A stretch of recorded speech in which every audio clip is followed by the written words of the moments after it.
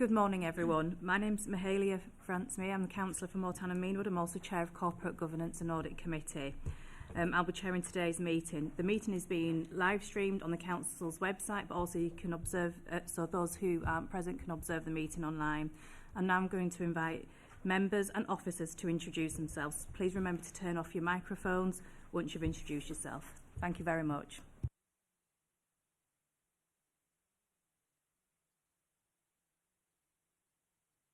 I'm Councillor Jane Dowson, Chapel Alton Ward Councillor. Good morning, Councillor John Garvani, Horsforth Ward.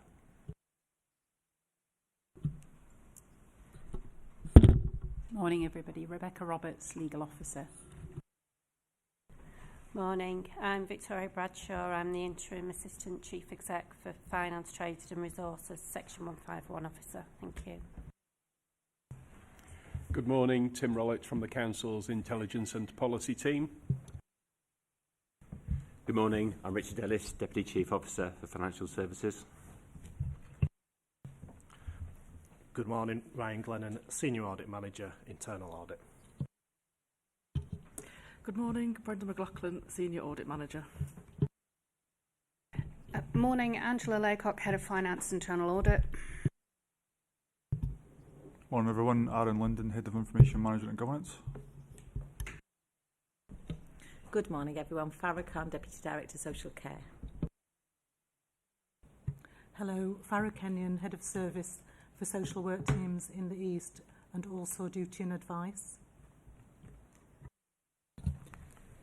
Hello, Mary Hasnip, Head of Finance in Corporate Financial Management. Morning everyone, Chris Rowland, Head of Finance, Corporate Financial Management. Good morning everybody, Paminda Sethi, Grant Thornton, External Audit. Sarah Imanger, Grant Thornton, External Audit. Good morning, Linda Wild, Independent Member. Good morning, Councillor Rob Chesterfield from Middleton Park Ward.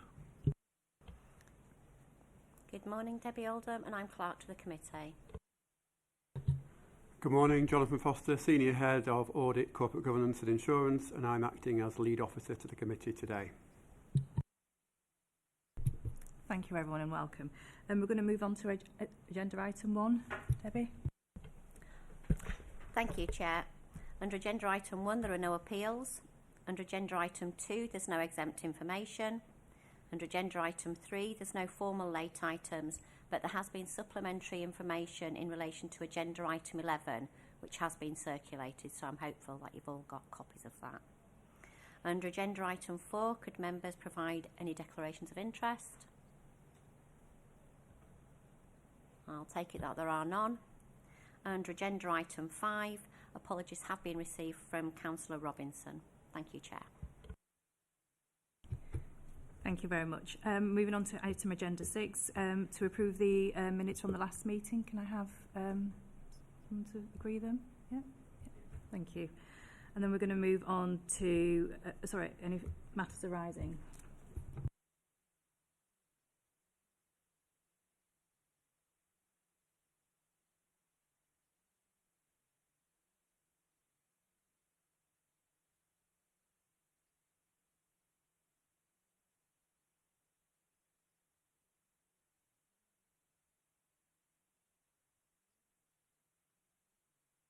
Sorry about this, the card's not working. Technology.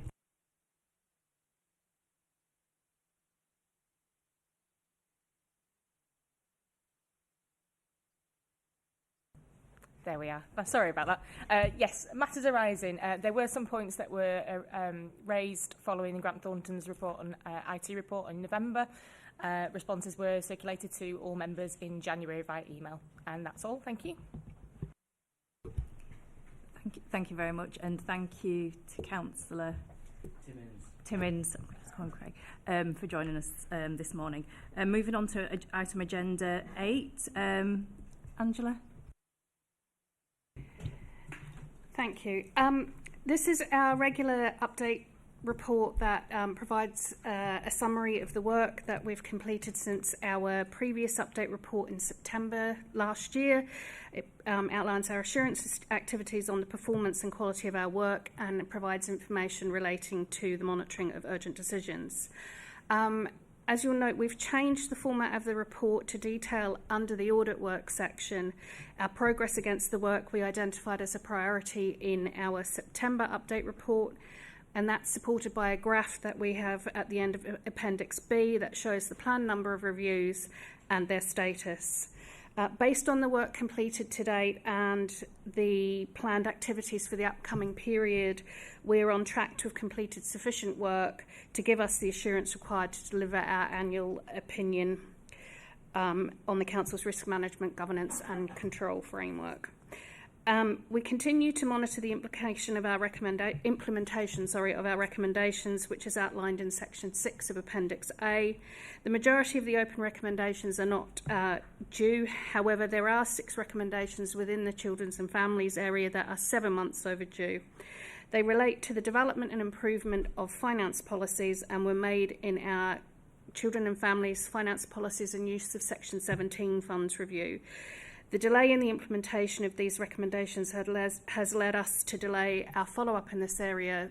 Progress is being made, however, the policies aren't fully implemented yet. We continue to receive excellent feedback from our CSQs, as we've outlined in Appendix A. And as the committee is aware, the new global internal audit standards in the UK public sector come into force on the 1st of April 2025. We have undertaken a high-level review against the new standards to identify any gaps to ensure that we have an action plan in place. This has identified that all the gaps that we have identified are included in the actions from the SWOT analysis that was undertaken by the team. And that's all I'd like to say. Are there any questions? Thank you very much, Angela. We'll take some questions from members. I'd like to know where we are with the implementations of the recommendations, and where can the committee gain assurances for value for money to be achieved. Thank you. I can come in on that. I think it's really important to understand when we talk about delay, that doesn't mean to say that work isn't ongoing and being done. But what we wanted to do is make sure that the policies, the revised policies, reflect the current context, and that includes clarity for our workforce on decision making around Section 17, but also capturing the changes, the national changes around policy and strategy, but also the pressures and the work that's ongoing in the Directorate for Children and Families. So we have got a draft policy. We've got draft policies that we just need to revise and amend and work with our workforce. I guess what I wanted to share today was around the other work that impacts on this area, because Section 17 is a core part of our statutory responsibility to children and families, and clear guidance under the Children Act 1989. We have a duty to safeguard and promote the welfare of children in need in our area. But what we wanted, we recognise that we haven't got an endless check. You know, we can't eradicate poverty. We can't eradicate the impact of poverty. But what we can do is support children and families where they're desperate at times of needs to help improve outcomes. So we work as a team Leeds approach. We have a lot of good practice with cross-directorate working and with third sector partners around supporting children, meeting their needs. Our social workers, our early help practitioners, our family help workers work with charities across Leeds, with other services. For example, the really successful work with Zero Waste Leeds around uniform exchanges. So giving financial assistance is always a last resort, and what we wanted to make sure, and it's for those that it's absolutely needed, and what we wanted to make sure is that any policy and accompanying guidance reflects that, so that people know the steps they have to take and there's clarity of accountability and decision making. So that's the work that has been ongoing. You will all be aware of the cost to us for children looked after and external placements, and we have deliberately and intentionally prioritised that work because that's where we need to make immediate savings for children. But Section 17 is a key part of keeping children within their birth families, within families, and keeping them safe. And so there will always be a need and a legal requirement for Section 17, but that's why we've prioritised the other work, because that had to be a priority right now and getting clarity. So our sufficiency strategy, for example, that had to take precedence over this work. So that's what I wanted to explain to the board today. It's not that the work hasn't taken place, it's what order we do the work in, and that work had to come first. And we've visited some local officers, been to see some practitioners, Farah Leeds in a particular area, so can explain more of that work. And you will see fantastic examples across social work officers and our early help officers and teams of really creative work in supporting families. We're strong in the community offer in Leeds, communities coming together around children and families, pooling resources. And our practitioners are really good at identifying what support's out there for children and families. We can't do it on our own. Children's services can't provide the support on their own. So really sharing resources and a team leads approach. But that needs to be captured in our guidance. So that's where the delay is that we want to make sure it's okay having a document, but it needs to be able to support the practice that workers have to do when supporting families. So that's where the delay comes in. Thank you very much for that, Farah. I'm going to go to Councillor Dowson. Right. 2 points, really. Firstly, on the new standard, if it comes in on the 1st of April 2025 and you've got this action plan, I take it that all the actions will be completed by the 1st of April 2025. That's question 1, Chair. Do you want me to do question 2? Sorry, I'm ever sorry. I can't remember what your name was, but that was a really good explanation about the need within Leeds and some of the context around poor housing and so on, around the needs of children and young people, and the fact the council do so much, as do our third sector partners. But if you've only got £1 coming in, you can only spend £1. If not, you're going to go into debt. So there's an awful lot of work that needs doing around that, whilst working on everything else as well. There is a timeliness around the work that needs to be done. Do you have enough staff within the department to enable you to do all the work that actually you need to do?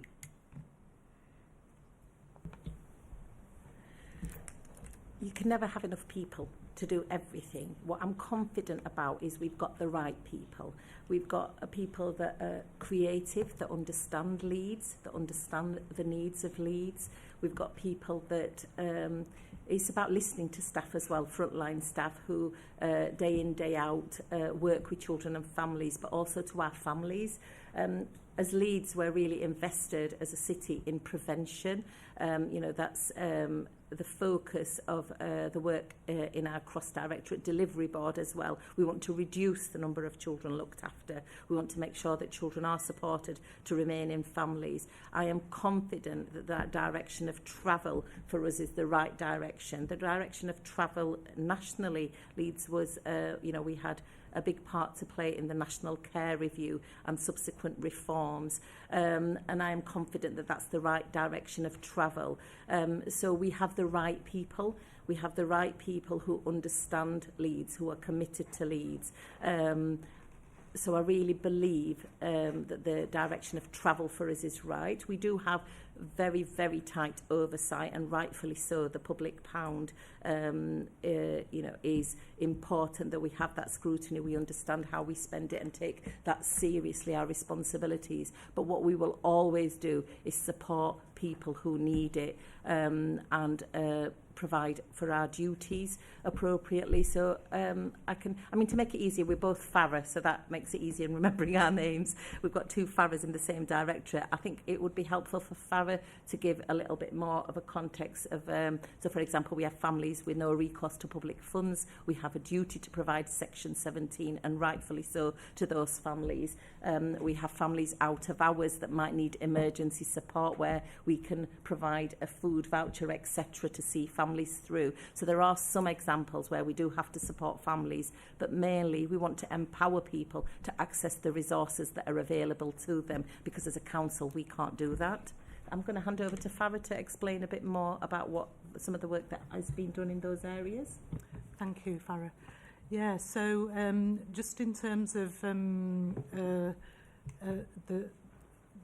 the staff spending the money, it's very much about the culture and people owning the fact that we will only spend the money from this budget, Section 17, as a last resort and in exceptional circumstances. The basic principle is that money is there to prevent children coming into care and to support families and family breakdown. So, what will be expected is that staff will have the skills to undertake assessments in terms of whether those families are absolutely in need, but they will be liaising with housing benefits, Department of Work and Pensions, and ensuring that those families cannot be supported in any other way. Also, whether they can be supported through their own family networks. So those assessments will be really clear in terms of that family is in need, and then we've got the right levels of approval, so that and that's on the actual the record system, so that it's not actually possible for people to be spending money without it going through the right levels of approval. In terms of amounts as well, it's really clear. If we are supporting children stay with families, it's very much about liaising, as Farah said, in terms of the third sector. We work in partnership across the city. The out-of-hours team will only support families with food vouchers, so it's not actually cash that's given out, and those food vouchers have come from donations and support. Anything else in terms of overnight accommodation where families are homeless would go through the right levels of approval, even if it's out of hours. So, and as I say, it will be essential items only, such as beds or food, to ensure that children can stay at home.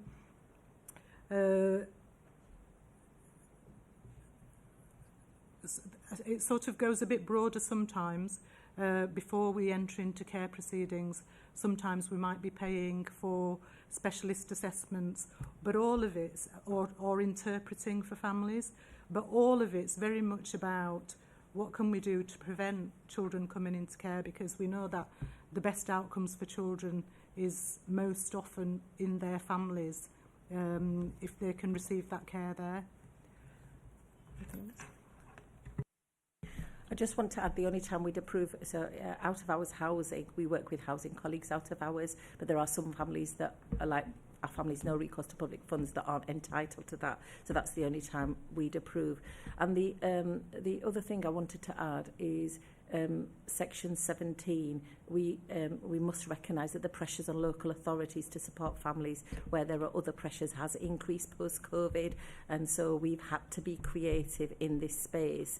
And actually it's our workers and families that are finding solutions themselves, and families are really proud. They don't want help. People don't want money from local authorities. They come to local authorities when they're desperate. We have so there is a child and family assessment, so where families are entitled to child in need, that's done via a child and family assessment. So there's a process that outlines the need specifically, that's signed off by a manager, and like Farah said, there's levels of approval, but each family's case is individual, and that's why this policy needs to be more detailed, and that's why the work has been longer, and because we want to get it right, so that's where the delays come from. I just wanted to quickly add something about the no recourse to public funds. it's an area where there are families who cannot be supported in any other way, and we've actually got a panel. So there's a number of people on the panel, including somebody from housing and legal, who to provide consistency in terms of the support that we offer to the families who are under the no recourse to public funds banner. Yeah, before we move on to the second question, the one thing I do want to actually say is a big thank you for all the work and that's both Farah's and your teams, because the work you do in some of the most deprived communities and some horrible, difficult situations. So a huge thank you for everything you do. In relation to your question about the action plan, not everything needs to be completed by the 1st of April 2025. There are certain things that do, and we're on track to do that. And other things will be longer term over the course of the year. However, the general consensus is if you're already compliant with the current public sector internal audit standards, you will be compliant with the global internal audit standards in the UK public sector, and we are compliant with public sector internal audit standards. So just for clarity, on the 1st of April, we are actually compliant. We are compliant with public sector internal audit standards. The feedback to date has been that no one will be compliant on the 1st of April 2025 because no one will have done any audits under the new standards. So the expectation is that when we do our self-assessment towards the end of the 2025-26 year, that will be when we can provide you with the assurance that we are compliant with the new global internal audit standards. However, we are confident that we will be compliant because we do have the mechanisms and methodologies in place to be compliant. It's just that it's semantics, I suppose, in terms of it's that switch of on 31st of March you're doing it under these standards, and on the 1st of April you're doing it under the new standards, which are slightly different. If that makes sense. Okay, it's quite interesting. So the answer is we're not compliant, but then neither is anybody else compliant. What notice have we had to become compliant? The standards for the public sector came out just before Christmas. They're based on the global internal audit standards that came out at the beginning of January. So we've been aware of them, and I've been attending various seminars and doing self-assessments to make sure that we will be compliant. But the actual final version, with all the guidance that goes with it, only came out at the beginning of February. So we're just making sure that we comply with the nuances that go with the public sector, specifically around there's certain things around the governing of the internal audit function that are specific to public sector in terms of the way that we're set up and who we report to and how much influence we have over things like setting budgets and resource budgets and things like that. So we're just making sure that we will be compliant with those bits as well. So in other words, not long enough, which is acceptable, because that happens a lot now. Information comes through at the last minute and you're expected to leap very high to comply with these things. But the question is, are there any penalties for not being compliant? No, there are no penalties for not being compliant that I'm aware of. And to be fair, I think we've conformed consistently. Our external assessment, which was a number of years ago that Glasgow did and presented to the committee, showed that we're compliant with the public sector internal audit standards. So we will be compliant with the global internal audit standards. Yeah, just to reinforce everything that Angela said there, obviously we've had sufficient notice to be able to give ourselves the confidence that we have the arrangements in place to be compliant with the standards, but obviously one of the requirements there is to be assessing and auditing that, so that will naturally come a little later in the year to demonstrate full compliance with that. In terms of the penalty, I think the biggest penalty for us would be our inability to demonstrate to yourselves as a committee that we are fully compliant with the standards, because that is obviously crucial and a crucial source of assurance to yourselves, which is why through our update reporting we tend to be very transparent with what our quality assurance improvement programme is and what we're doing to ensure that ongoing compliance with the standards. So Angela has been very much on top of this since this work programme began and has been able to get a real feel for what's expected under the new standards. So I do feel very confident in the arrangements that we've got in line with this. Okay, thank you very much. Are there any further questions, Linda? Thank you, Chair. I have a few. I'm sorry. I'll pick up where we've just left off, though, on the standards, if that's okay. So you've done a SWOT analysis and you've referred to that in your quality assurance and improvement plan. Will the committee receive any more detail on your action plan to be compliant? Because I think if the committee has sight of that, of your action plan, it will enable us to take that confidence that the things that need to be done sooner are being done sooner. Is that something that could be brought to committee or referenced to committee? Sorry. Yes, we can bring something back to committee on that. We're happy to do that. Thank you. Am I all right to go on to the other questions? Thank you. So high priority actions have looked to have seen quite a significant increase since we received the last report.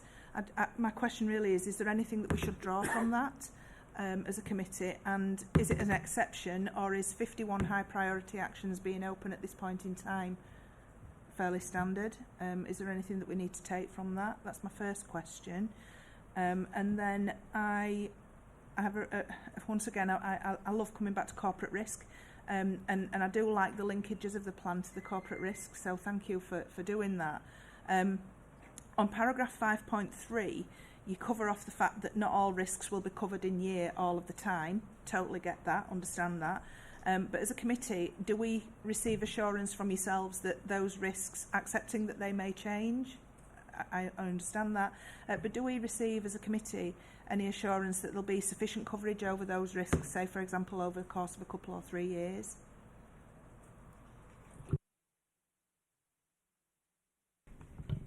I'll take the high priority recommendations one first. Yes, there are a number of high ones. I think part of that was that there were a large number of reports issued right at the end of the reporting period, which meant that the services haven't had a chance to implement the recommendations. I think that's partly why there are that high number there rather than anything else in terms of any particular issues. I think it was just there are a couple of reports with a number of recommendations in them that were added a week or two before the report was finalised. In terms of the risks, can you repeat the question? Sorry. Yeah, so the audit plan is aligned to risk. I can see that on the paper, and that's great to see. But you recognise very openly, and thank you for that, that not all risks are covered in year, and I understand that they might not be. But can the committee take some assurance, or can you provide the committee with some assurance that the risks as they're presented, unless they change, would have some coverage over a cyclical plan? Well, we do a risk-based plan, so I suppose we will look to try and cover all of the risks where we can. One of the things we do is we have regular liaisons with Tim and risk colleagues to understand the risk profile and see what's happening and try and understand what other assurances are out there so that we can place reliance on those. And that's probably why some of the more specific risks are not necessarily covered, because they are very specific and lend themselves to only one piece of work, which we wouldn't necessarily do on a regular basis. It would be more on an as-needs basis.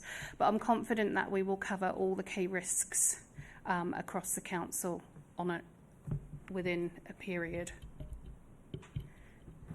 Thank you, that's helpful. So I guess from a committee's perspective, is there anything that you could show us, not now, but maybe in a future report, where you're not covering risks, what the reasons for that is, or flip that, maybe it comes through the risk paper, where the risk has the assurance aligned to that, so it enables us to join the dots. I'm not precious which, personally, but it'd be quite nice, I think, as an audit committee for us to see and take assurance that all those risks do have a level of assurance over them. Is that okay? And if I may just come back, my final question, I promise, is coming back to the Section 17 actions. I'm sorry. Thank you for your update. That's been really helpful and informative. I guess from a governance perspective, where my head's taken is, okay, so I know and I hear that you've got tons going on, and it sounds like you're doing a great job to manage what you've got within the envelope that you're given. From a governance perspective, I guess my question is, when will we see as a committee those actions being implemented?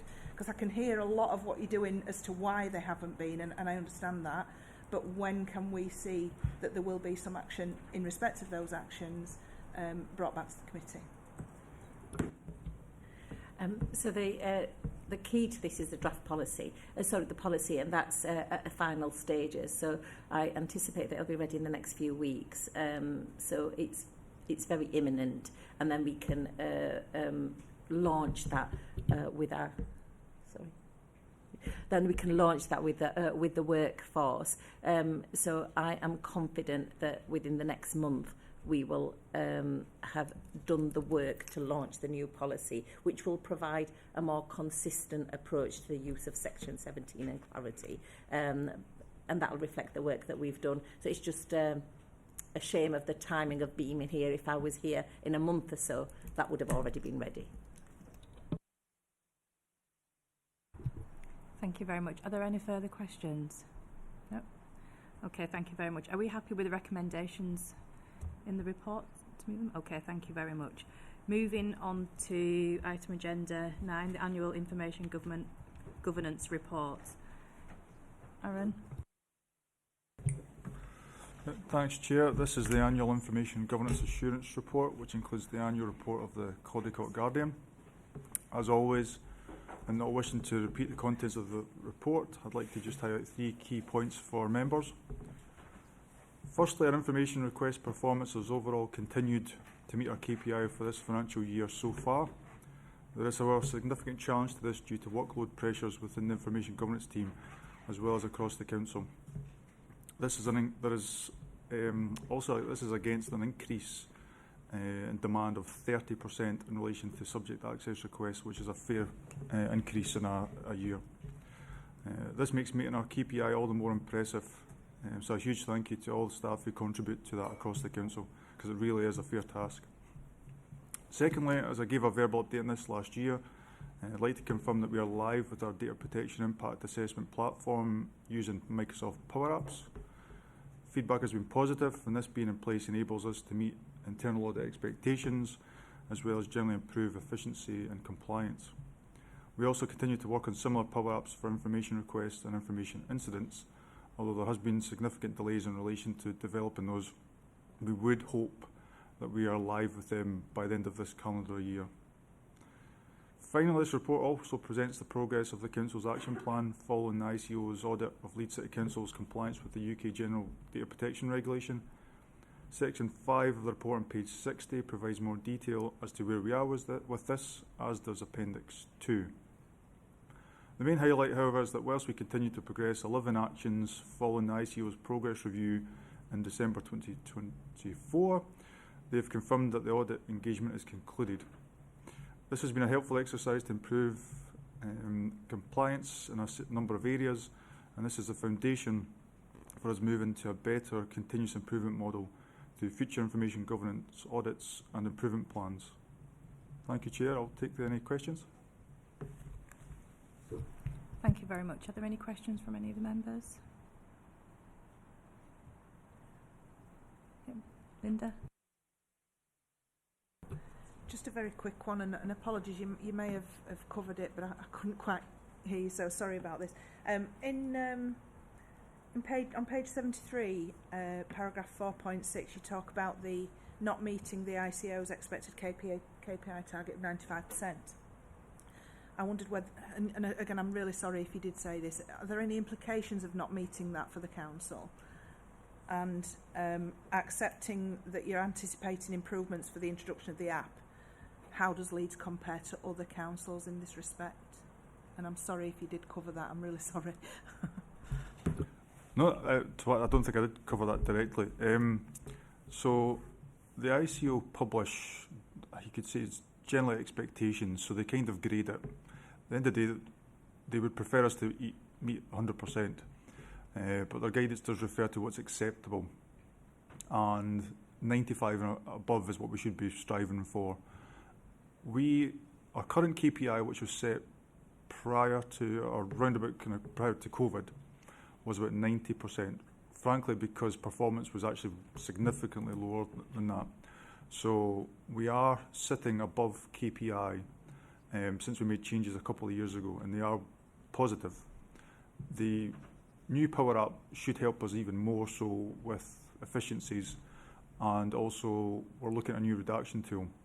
So we've got demand increasing, and we're trying to cope with that demand with improvements. Hopefully, once we get the Power App in place and the new redaction tool this year, we should allow for an element of capacity.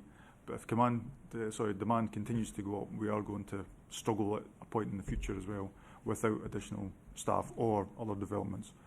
So in terms of any consequences, I don't want to seem too confident, but based on the ICO's position on this, to be 90% and above, to be working on areas to improve it, to try and get above the 95%, I generally wouldn't envisage any actions being taken against us. They certainly do take actions against local authorities, but it tends to be when performance is significantly lower than that, and also if there's a backlog whereby they might have hundreds of requests that have been outstanding for a number of months. We don't have a backlog, touch wood, and as I say, we are sitting above 90%. So we are okay where we are, I believe.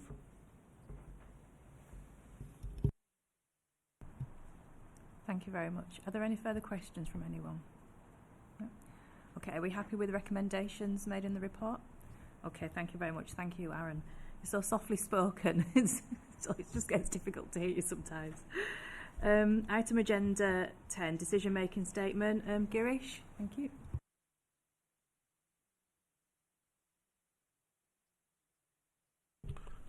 Thank you. I'm Girish Lanky, Head of Digital Change in IDS, Integrated Digital Services. I'm going to got a couple of my colleagues here, which I'll pass over to let themselves introduce. Morning, Keely Parker, Head of Product Management in Digital Change in IDS. Okay. Sorry, I didn't mean to interrupt. Can you just ensure that you just talk into the mic and bend the mic towards you? Thank you. Good morning, everyone. Jason Tooting, Head of 100% Digital Leeds in the Integrated Digital Service. Thank you.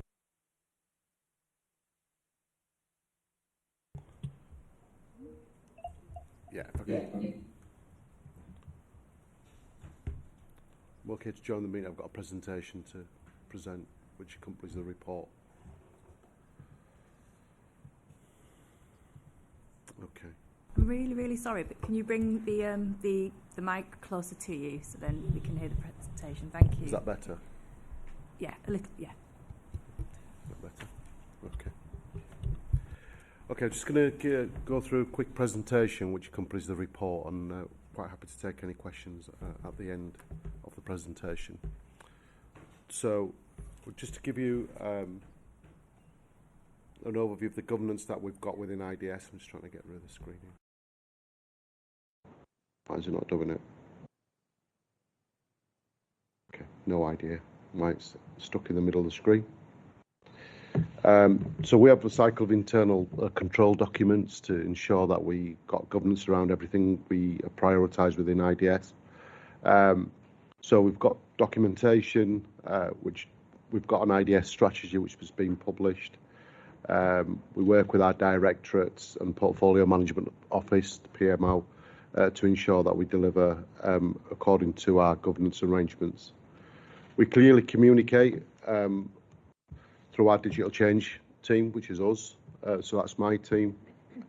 We work with all our colleagues, partners and suppliers in the city to ensure the benefits of digital are communicated and realised across the organisation.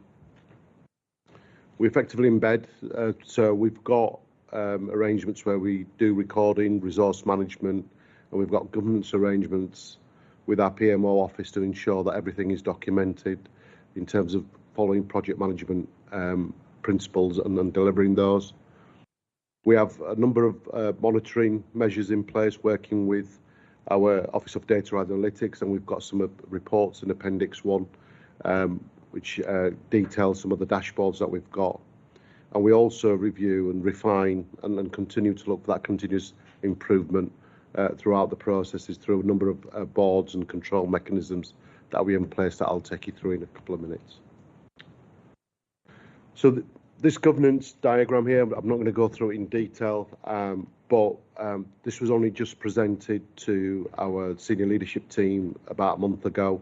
It was always in place, but we've revised it to ensure that we develop a clear front door for our services to come through, either through my team in digital change and the product management team, or through the service centre.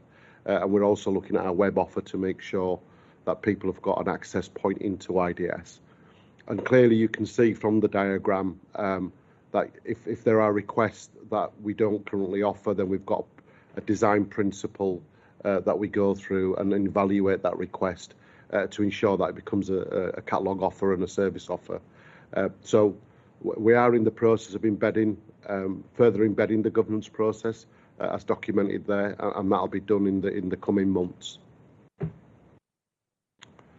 So some of the governance arrangements we've got. So we've got monthly direct digital board. These have just recently been created and they're moving forward.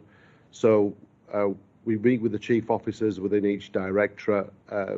We have a portfolio of all their needs and work, which is now documented. We are supported by our inclusion and learning, product management and PMO team. We also have the Office of Data Analytics attending, and we have Aaron's area in terms of information governance attending. And that's to ensure that we give a 360 view, working with our directors to ensure that we've met their priorities and we're supporting the medium-term financial plans and the priorities coming out there. As I say, we provide updates predominantly around the work we've got on our books for that directorate, and then we're supported by the PMO. And also, this is the opportunity for the directors then to question, reprioritise, and also bring anything new to the board and for us to commission through our governance process.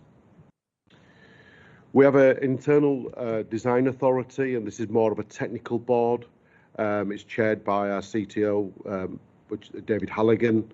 Our head of cybersecurity, Pete Jordan, is on there as well. The purpose of that board is that there are many a times when new technology is required to be developed and delivered. It doesn't completely sit within our environment at the moment, and we have to go to and present. When I say we have to, we go through a governance model which takes us through the principles of IT strategy, making sure that it's aligned to where the council needs to be going forward. And it's attended by our solutions architects, and we go through those design principles, ensure it fits our technology roadmaps, and if it's approved, then obviously we take that forward and we make the investment in those technologies. However, if it doesn't fit with our technical roadmaps and our environment, the vision for going forward over the next 3 to 5 years, then at that point that is rejected, and we will work with the service to look at an alternative offer. Okay. We also have a pre-digital board, and this is where all the work coming out of the directorates, anything that's come back from design authority is documented. It's aligned to the medium-term financial plan, working with our finance colleagues. It's aligned to the council's priorities, and we ensure that it's aligned to our IDS strategy. All work has to come through here, including contract renewal. So any supplier contracts that are due for renewal come through this board. The purpose of the board is to ensure that we meet those outcomes and the governance is robust. And clearly, if they don't meet the outcomes and you know we're not meeting our challenges that have been set, then the business case is deferred, generally, rarely rejected, but deferred to go back to that service area, speak to about the gaps and ensure that it is aligned to our corporate principles. The digital board, at the moment that's chaired by Andrew Byron, who's our Chief Information Officer, Digital Information Officer, supported by myself. It's attended by Chief Officer representative for each of the directorates and also from Chief Officers within Resources and Strategy. The purpose of that board is to bring all those requests together corporately, present them in one place, ensure that they're aligned to the medium-term financial plan, ensure that any resourcing conflicts are then dealt with, and if there are any resourcing issues around budgets and how we're funding projects, then they are discussed here and either approved to take forward or rejected. We also use this board to where we do have conflicts of resources, because we are finite on resources, then if we have to reprioritise any projects, then they are discussed at this board and reprioritised. In terms of other governance arrangements within IDS, then we do Andrew Byram, our CDIO, attends corporate leadership team with an update every quarter. We have our internal SLT meeting, which is attended by myself and my other colleagues who make up the IDS senior leadership team. We have programme and project boards, and they work on the principles of project management delivery and they're in data. And then we've recently redesigned our capital schemes, and each SLT colleague has been given a lead and accountability for driving forward those capital schemes. And in my area, that's the Digital Efficiencies Programme. We've got one around Essential Services Programme, which is basically all this operational stuff that we have to keep refreshed to keep the authority running. And then we've got Cloud and Compliance Programme, and that's the move from a lot of our legacy technology into a new environment based into cloud. And then working with our finance colleagues, we've got the strategic investment boards. Obviously, we work with our executive member, and there are quarterly briefs given to our executive member around everything to do with IDS and the priorities, any pressures, issues that we've got. We're here today to give you an annual update on our corporate governance and audit stuff, and then we work with our scrutiny boards if there are any scrutiny issues that are ongoing, and they're reported. And Andrew predominantly leads those meetings. I mentioned earlier that we had the digital board as part of the organisational redesign work that's currently going on. There was a need to bring some of those boards together and remove some of the duplication. So through the Best Counsel team, transformation team, there's going to be a new board called People and Systems. I will now feed into that, and digital board will be decommissioned as of last month. It'll be led by Jane Maxwell, and the IT will be a work stream on there. So I will still provide all the governance and information around all our projects, capital programmes and initiatives going forward. But this will bring together transformation work across the authority into one board rather than it being separate set of meetings.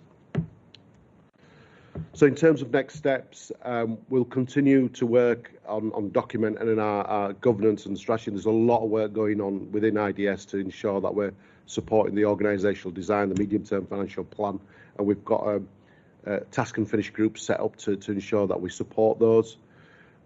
We constantly look at working on our communication plans and how we engage with our colleagues and also members across the organisation, and we've got regular updates in with full team, weekly, quarterly, and we also communicate across a number of boards that I've just mentioned. We're doing quite a lot of work on our digital roadmaps and making sure that, you know, we're aligned to our digital strategy. So whether it's the legacy systems and the need to decommission that, the new stuff coming on board, or new programs that are coming, like the CBT stuff, you know, and how we embed that and support that going forward, and ensuring that we've got 3-year roadmaps to make sure that our resources and funding is aligned. We, in terms of our enterprise architecture tools, that sounds quite technical, but we've got fragmented ways of recording a number of key components which are technology, and how we support those technologies going forward. We're just in the process of procuring a tool which will bring together half a dozen spreadsheets in Excel into one single repository, and allow us to report better and manage those contracts, suppliers and resources much more efficiently. And then we constantly look at our KPIs, and some of those are in the dashboards in Appendix 1, and we look to ensure that we, you know, deliver those, working with our medium-term financial plan and working with our corporate transformation priorities. Thank you. Thank you very much. Are there any questions from any of the members? I'm gonna go over to this side. Councillor Chesterfield. Thank you. Yeah, just very straightforward, I think. The new board, how often will... The new People and Strategy Board will be monthly. Thank you. Councillor Hartbrook? Did you not put your hand up? No. Oh, okay, sorry. Councillor Dowson? Sorry, blame the chair. She brings goodies and I'm eating one at the moment.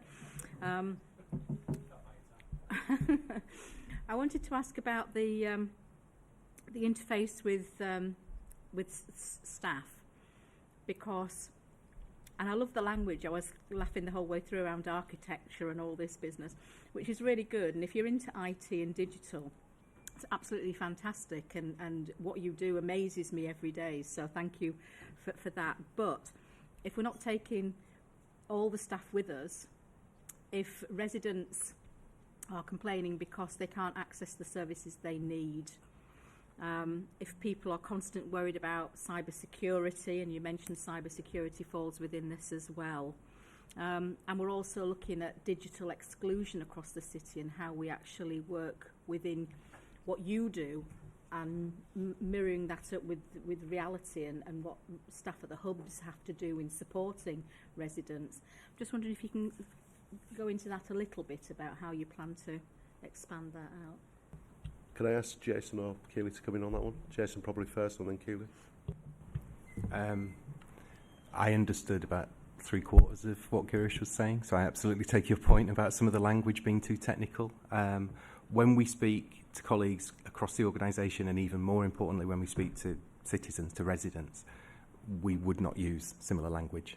It was in the appendix and in the presentation because it does matter when we're talking about governance and risk and assurance, but the role of my service, 100% Digital Leeds, is twofold. So I have a digital inclusion team that focuses on citizens and communities, and I have a digital learning team that focuses on the digital skills of the council workforce. And in both cases, communication is as important as anything else that we do, and making sure that the language is meaningful to the colleagues to whom we're speaking. So absolutely take your point about the technicality of some of the language that's in the appendix and that was in the presentation. We would not use the same language in all cases when we were talking to colleagues or citizens. What we would try and focus on instead are the outcomes, because whether we're talking about, in all cases, we're talking about services that colleagues deliver or that residents access. And that's what we want to improve. All of this is a means to an end as far as we're concerned. But if we get it right, then those services are more effective and more efficient. It means our colleagues are more confident to advocate for the benefits of digital and to use the tools and the technologies and the services that are being brought into the organisation.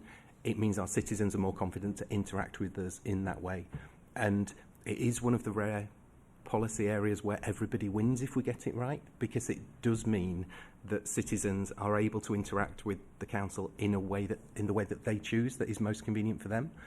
It also means that as an organisation we can see efficiencies if more of our more regular users of council services, who are also more likely to be digitally excluded, have that digital option. It means they don't have to get a bus into the city centre, wait for a building to open in the rain, arrange caring responsibilities for the person perhaps they've left at home in order to do that face-to-face visit.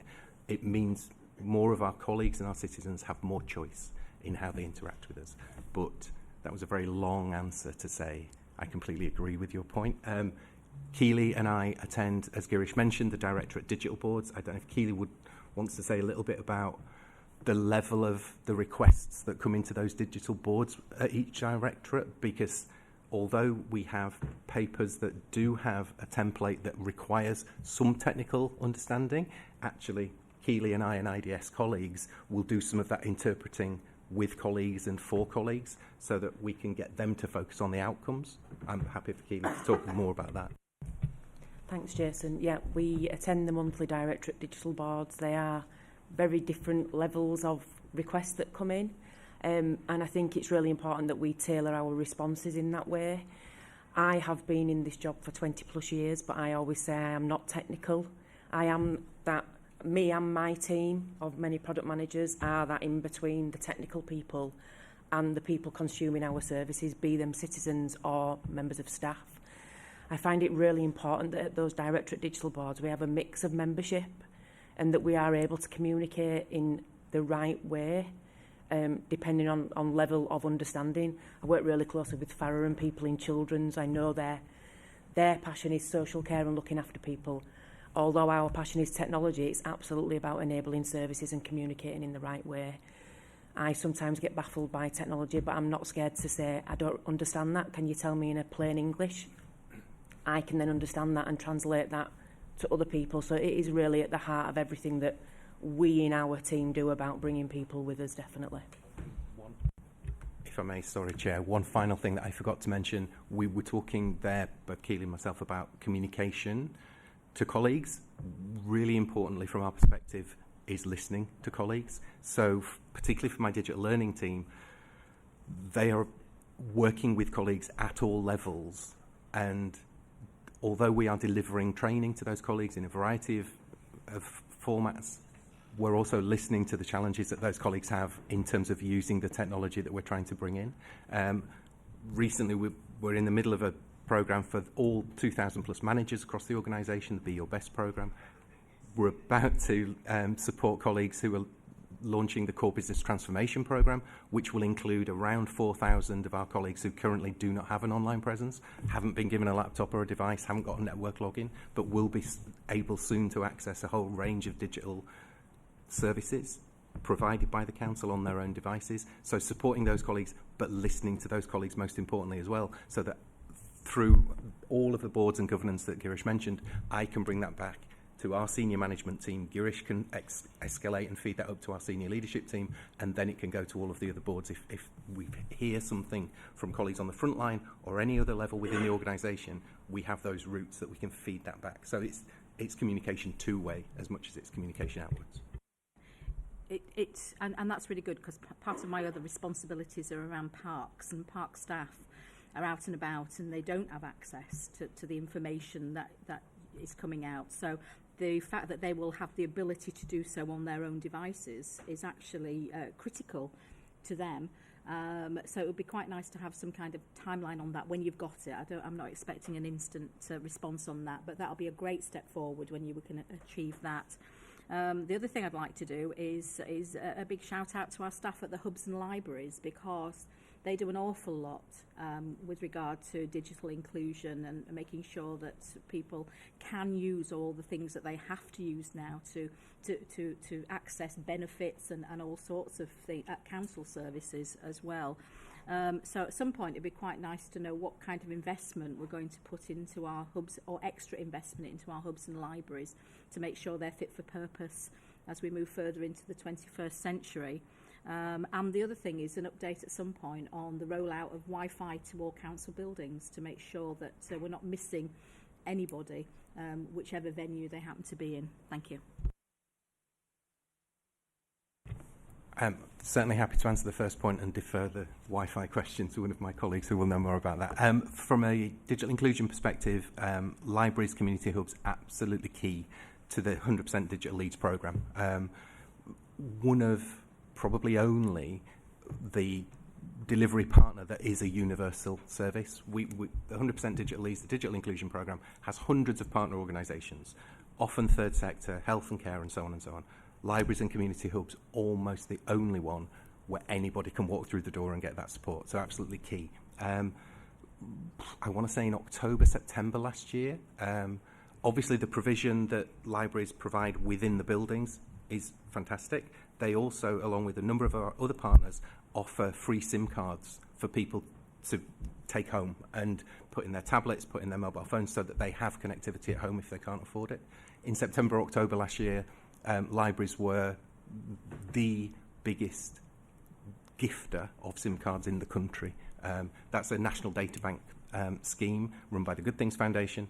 So they are absolutely tackling it at scale. In terms of the investment, colleagues within the Integrated Digital Service are currently looking at the public access offer that libraries and community hubs have, so the public computers that they have in all the buildings. That offer started in 1997, has been refreshed a few times since then, but almost always on a kind of like-for-like basis. And at the moment, we are looking at whether there's a more effective way of delivering that public access offering.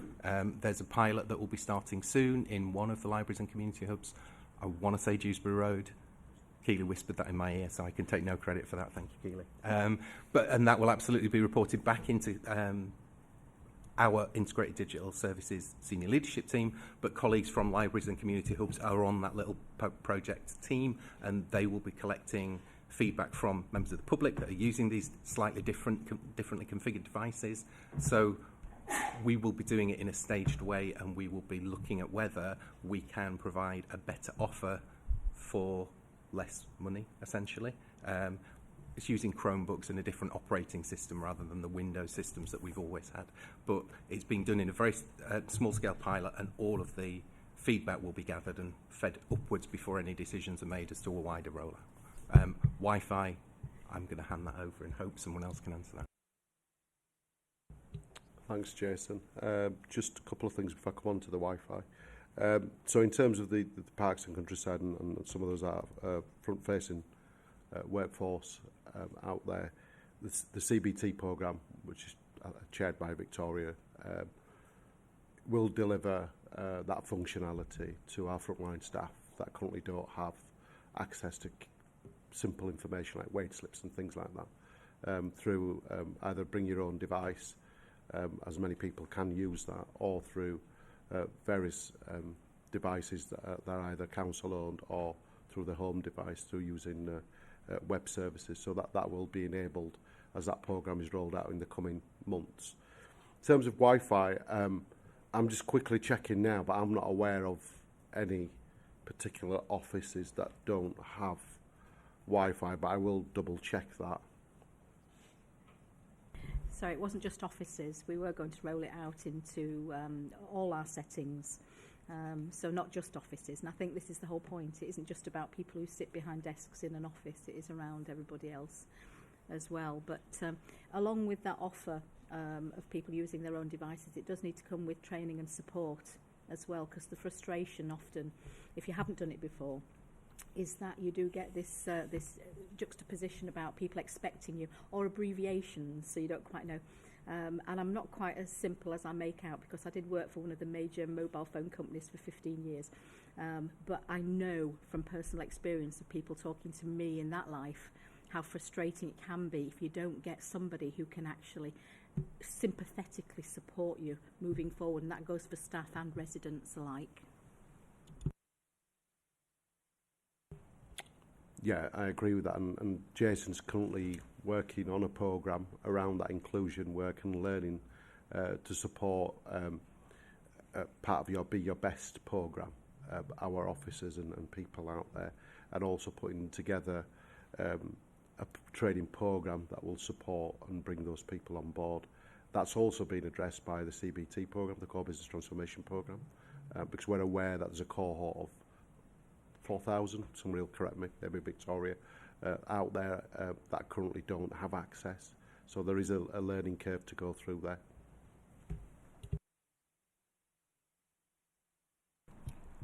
Hello, any further questions from any members? No. Okay, thank you very much for that. Are we happy with the recommendations set out in the report? Yeah. Okay, thank you very much. Thank you for coming. Moving on to item agenda 11, the Grant Thornton report. Richard, or is it Mary? Mary. It's me, Chair. Thank you. So the report presents the final audited 23-24 statement of accounts and Grant Thornton's audit report on them. So I'll just talk briefly about the accounts and then hand over to Grant Thornton to present their report. The final accounts have to be updated for any relevant events or changes in circumstance that happen right up until the date that they're actually signed off. So since the draft accounts were issued, they've been updated for the outcome of the final 22-23 audit, and they've also been updated for some corrections to asset valuations that we've identified and other minor corrections that are set out in the covering report. Since the papers were circulated to committee, we have identified 2 minor areas of wording that needed to be updated, so those will be corrected for the final accounts. We're not aware of any other substantive issues that would cause any changes to any of the figures or tables in the accounts. I should mention, though, that Grant Thornton are still carrying out their final checking on the accounts, so any other minor wording issues that they identify, we will update in the accounts. In the unlikely event that any substantive issues come out at this stage, we will consult with yourself, Chair, as to approving that. Could I also draw the committee's attention to Appendix 1 to the covering report, which is the management representation letter which Grant Thornton asked us to provide to them before they sign off the audit. That covers completeness of our disclosures to them in certain areas and some aspects of compliance in accounting standards. I can confirm that officers are satisfied that the contents of that letter are correct and that the letter can be signed on behalf of the Council. So members are asked to consider that letter, and provided they're not aware of any other issues which should be brought to Grant Thornton's attention, to authorise the Chair to sign that letter and to sign the accounts themselves on behalf of the Council and the Committee. With that, I'll hand over to Grant Thornton to present their report.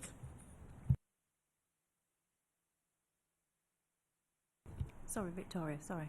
Sorry, can I just come in first? Just on the covering report and the letter, my job title's not correct, so that will all be updated. So that just needs noting in the minutes. Okay, thank you. Sorry, Parminder. Sorry. Thank you, Chair.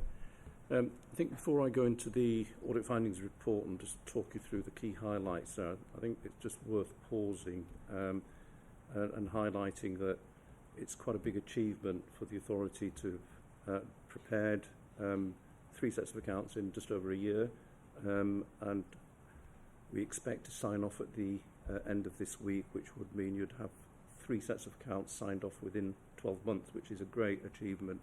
And I think it's all down to the hard work of Victoria's team on the accounts. So I'd just like to put our thanks on record for that achievement. Turning now to the audit findings report itself, I just want to highlight some points. I'm actually on page 4, headlines. We received the draft 23-24 accounts in the middle of June. That was slightly later than the target of the end of May. And that was still a real achievement for the Council, given that the 22-23, the prior audit, was still on the go. A number of adjustments that we identified in 22-23 hadn't been processed in 23-24 for obvious reasons, and management agreed that those would be processed as part of the 23-24 audit of the account. These have been separately identified at Appendix D. We started the 23-24 audit in October last year, so it's a real achievement to get to February within sort of 4 months of getting the work substantially complete. And we expect, subject to completing our final procedures, to sign off an unqualified opinion by the end of this week, which is a backstop date of the 28th. We've continued to note improvements in the timeliness of management responses to audit requests, as well as improvements in the quality of the working papers that we've been provided with. And that started back in 22-23 and has actually continued into the current year audit 23-24. So that's a good thing to see. And I think it's also worth recognising that was even after the ongoing pressures of the new ledger that many of your staff within finance are dealing with, along with producing budget papers. As at the date of this report and as at this moment, we've identified one agreed audit adjustment which relates to the which impacts, I beg your pardon, impacts on the outturn position and your usable reserve by 0.8 million, which actually improves the council's financial position. That's summarised at Appendix D. Our work also noted a number of other adjustments to the primary statements, one of which was material and related to the valuation of primary schools by 35.6 million. This has been adjusted by management along with the other areas that we've identified as part of our audit work and some adjustments that management identified themselves during their work. Appendix D also includes various disclosure and presentational audit adjustments which have been summarised for your information. We've made 9 recommendations for management, which are included at Appendix C, and management responses are actually included within that appendix also. As I said, our work is substantially complete. We are now just completing the final elements of our quality review processes, final review of the accounts and the work undertaken, and subject to those being resolved and getting the final letter of management representation and the signed accounts, narrative report and the annual governance statement, we should be in a position to conclude our work later this week. Just over the page, on page 5, we've finished our value for money work and reported that to the Corporate Governance and Audit Committee back in November. Since that date, we have reviewed if there are any other issues coming out, and no issues have come to our attention at this moment in time that we need to bring to your attention. Whilst we're planning to issue the audit opinion later this week, we won't be able to certify the completion of the 23-24 audit until we've completed our work on whole of government accounts and also our consideration of 2 objections which have been brought to our attention by local authority electors. These 2 matters do not have an impact on our opinion on the accounts, as we do not believe that these are material or significant to the financial statements.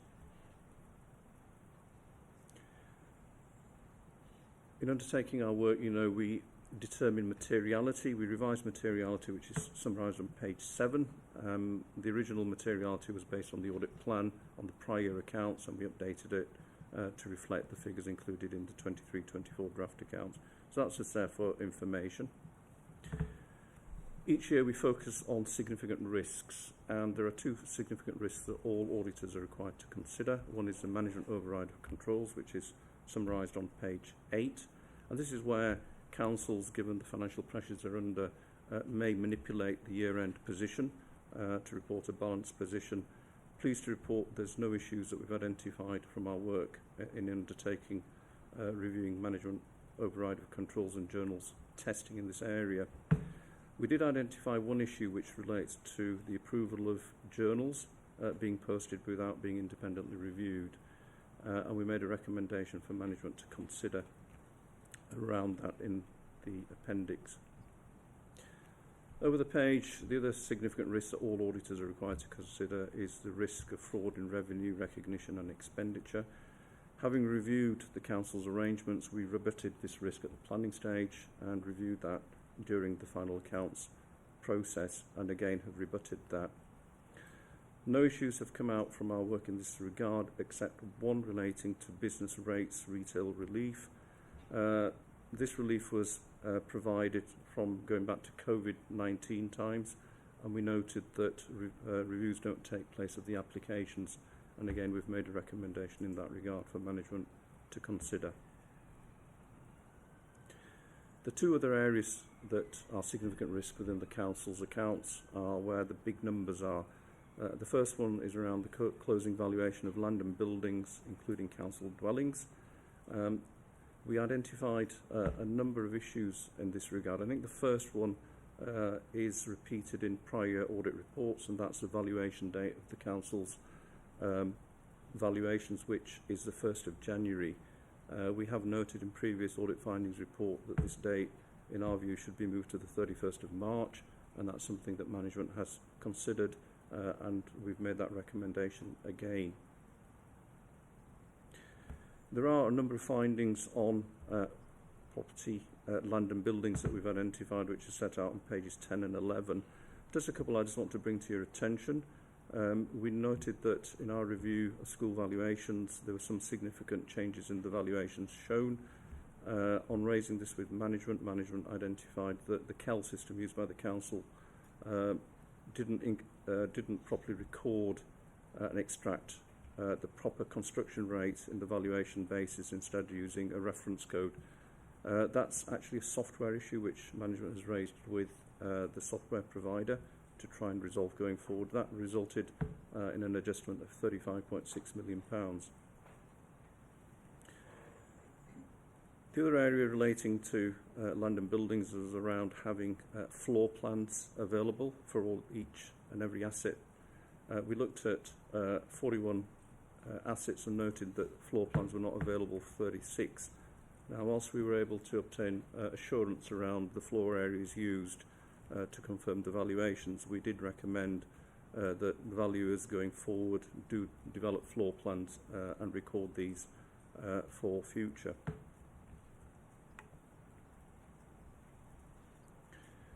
Over the page, on to page 12, the final significant risks that we identified was in relation to the valuation of the defined benefit pension scheme.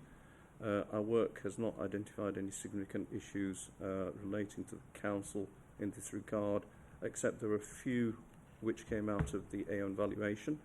A revised valuation has been provided to management, and the accounts have been updated to correct those matters that have been noted. On pensions, you will recall that last year was the first year that the pension showed a net asset position. That has happened and has been recorded again this year with a net asset surplus of £208 million. We've reviewed the calculation of that along with the asset ceiling calculation, which limits how much you're actually able to show within your financial statements, and found no issues in that regard. A few other issues just to bring to your attention. On page 16, we considered IFRS 16 implementation. We noted that disclosure wasn't fully in accordance with where it should be. That was partly down to the availability and capacity within the finance department. IFRS 16 comes into play for next year, and management inform us that all disclosures will be made at that time. We've continued to stay in touch with senior management regarding equal pay claims and any associated potential liabilities, and we'll do that up until we sign the opinion on the accounts.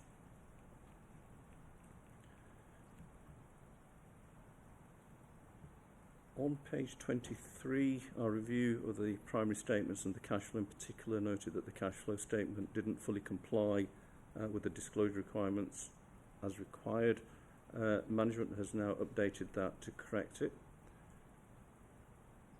There were some other issues that we've noted on page 24 relating to plant and equipment with net book values of nil, but they were still being used. So we've asked management to review those each year and extend their useful life if that is the case.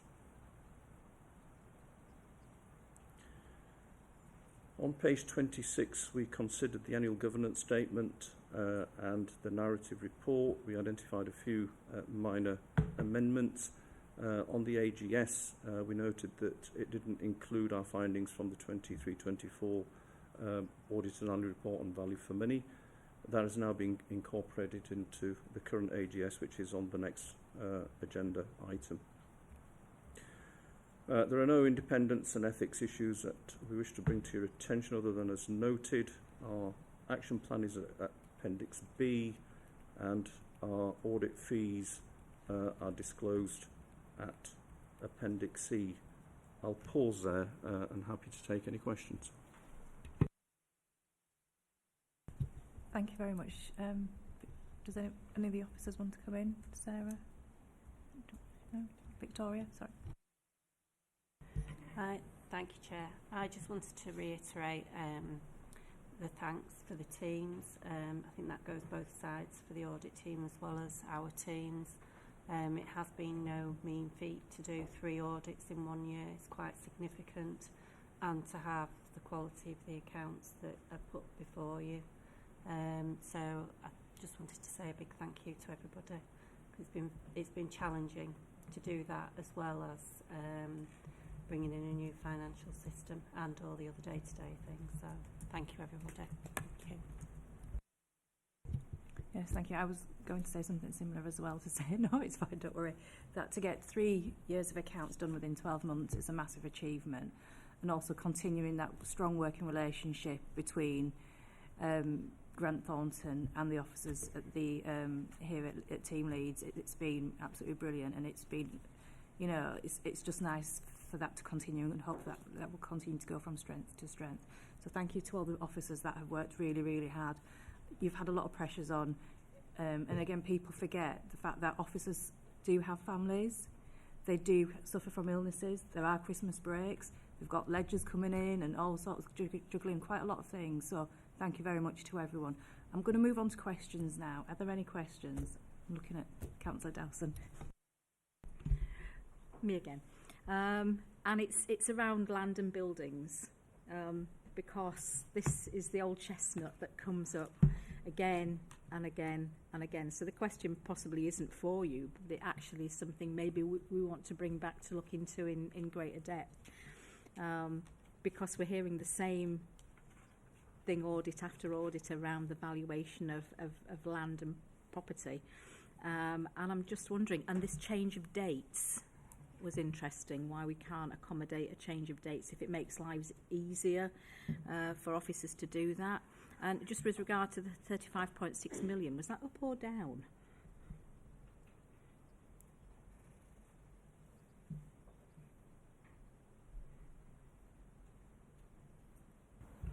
It was says a software understatement. It was an understatement. Thank you. In terms of the work that we do on the asset valuation, yes, there's an awful lot of work, and it's a focus that is up for discussion within the sector, because there is a view from practitioners that perhaps the auditors are spending a lot of time on these valuations of assets that you are going to maintain. Until that is resolved as a sector, we as auditors will meet the auditing requirements that are put upon us, and so therefore that's the approach we will do. You have a large asset base. It is complex. You have lots of experts. We have experts that help us on it. I am sure that the officers who have dealt with our numerous queries will tell you that we do this in a lot of depth. But it is what's required of us under the auditing standards, and that's why we have that approach. In which case, if we're talking about valuable officer time, that's from our side, the fact that you have to make so many queries for them to have to respond to would mean if we could get a system in place where you didn't have to make those requests and our officers didn't have to respond to them, it's going to save time and money, effectively, all around. So I can't understand, just as a layperson, why, and it isn't a question really for you because you need to know what you need to know, how we can't come to some kind of agreement where we're not having this debate every year about land and assets. And it's just a question, as I say, from a layperson, can't understand how we can't get this organised and sorted out. Mary? On the question of the valuation date, Councillor, it's a practical issue. It's the sheer shortage of time between 31st of March and when we need to get the draft accounts done. We speak to the valuers every year as to whether or not we can bring that date forward, but it's the sheer number of valuations that need to be done in a short space of time, and their view has always been that they wouldn't be able to do all of those valuations in time for us to do the draft accounts if they were to take the valuation date as 31st of March. We will, before the next set of accounts be discussing with them whether or not any practical circumstances have changed, but that has always been the position so far.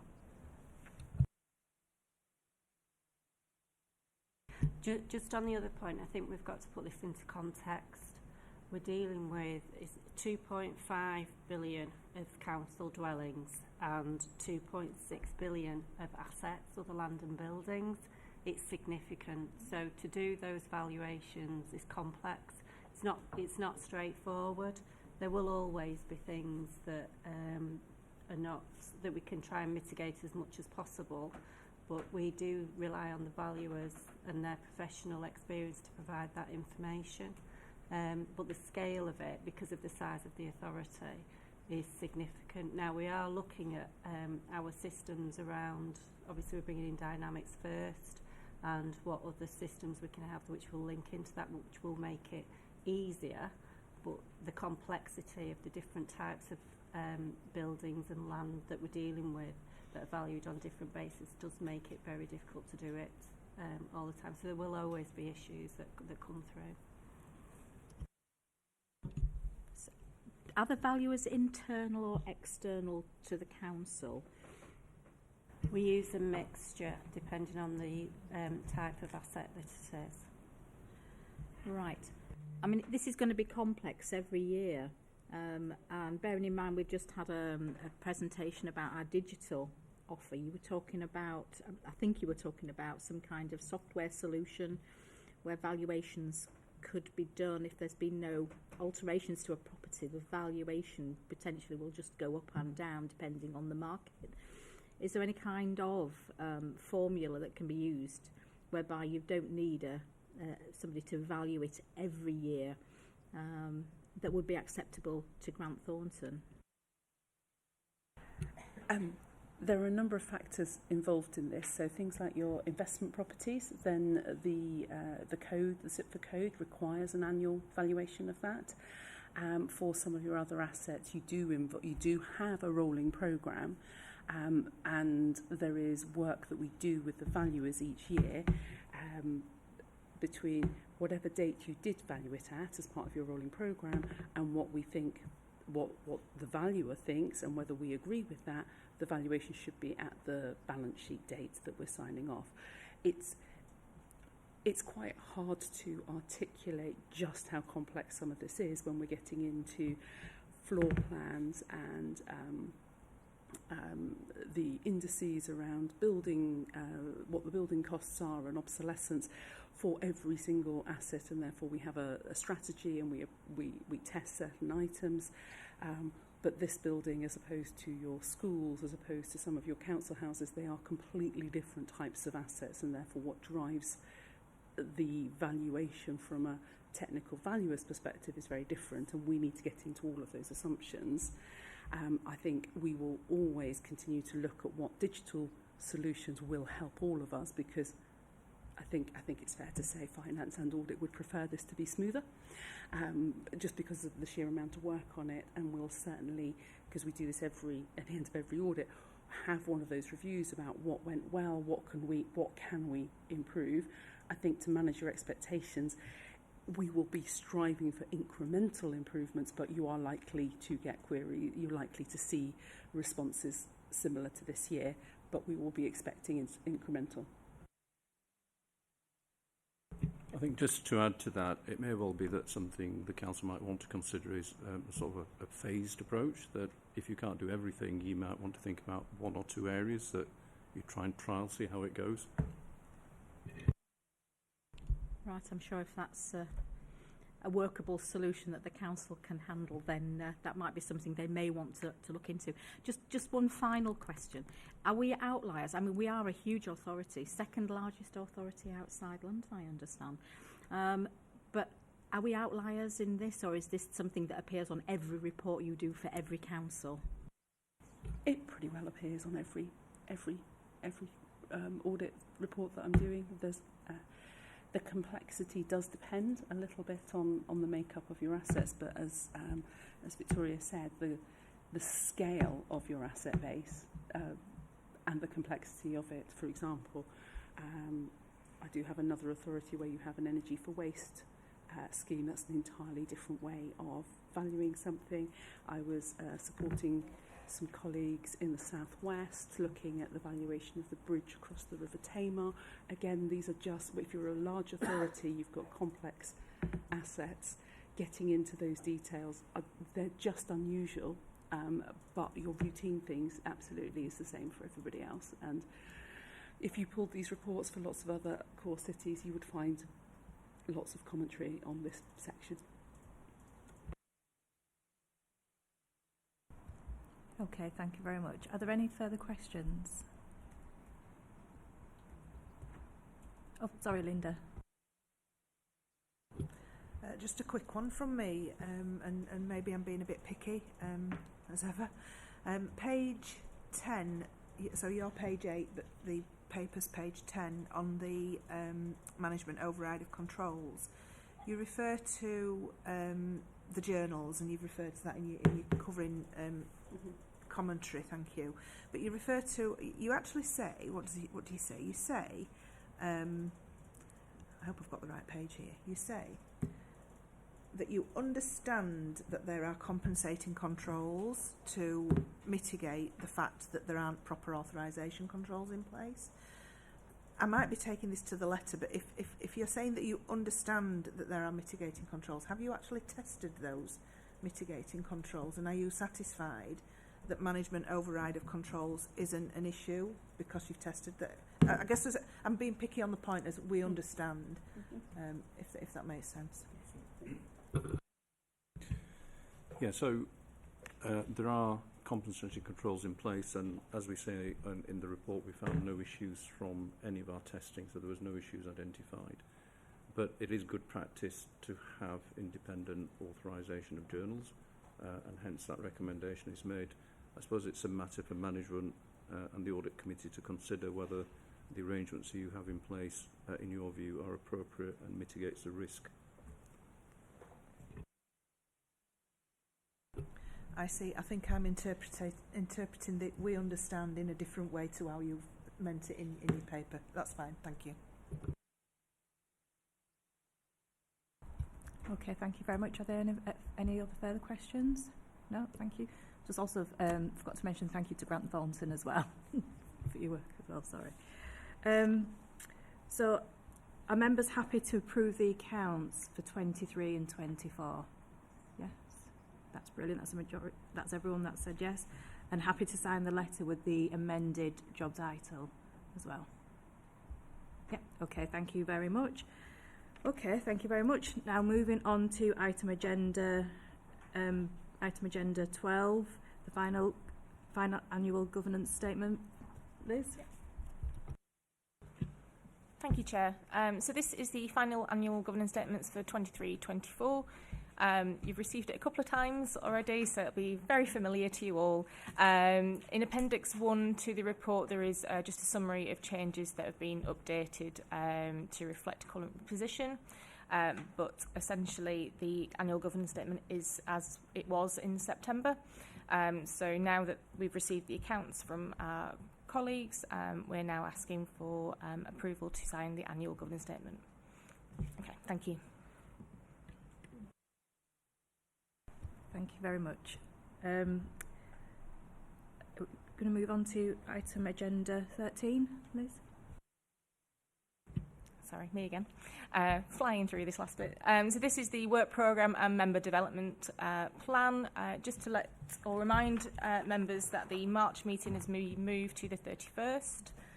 There are a couple of events that have been planned for members, an overview for internal audit and an overview in response to the employment and policies report that's coming in March. If you could please respond to those invites so we're aware of who's planning to attend. And other than that, there are no other significant changes. Thank you. Thank you very much. Thank you everyone for attending today's meeting. We've got through quite a lot and we've managed to sign off the accounts, which is fantastic. Next meeting is to take place on Monday the 31st of March at 10:30. And that concludes today's meeting. Thank you very much again. And don't forget the treats. Bye.